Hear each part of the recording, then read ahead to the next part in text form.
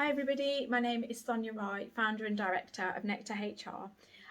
Today's video we are talking about contracts of employment and just some quick tips for you really.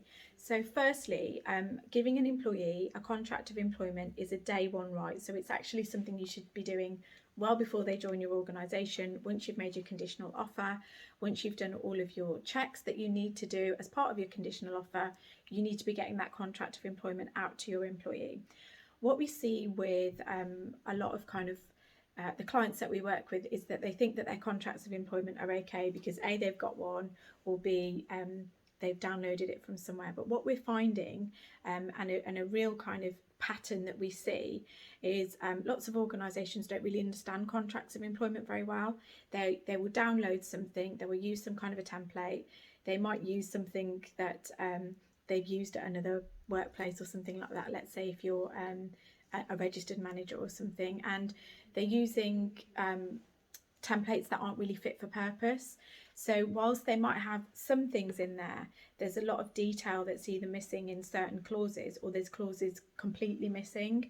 And these are very important, not just for you as an organisation and as an employer for your business protection, but also for the employees so they understand expectations essentially.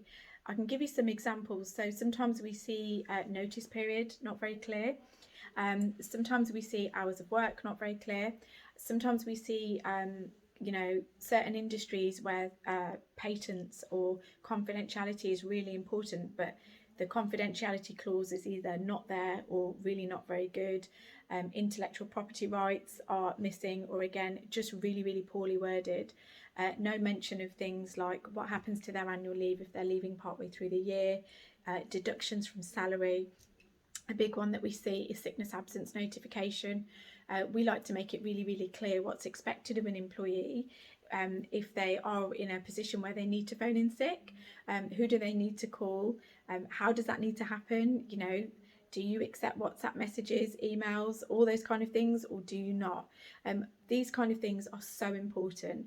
We also see lots of generic restrictive covenants in contracts of employment that in all honesty aren't going to be enforceable if you had to use them, because they're not specific for your organisation or your industry, and then really no thought has gone into those clauses at all.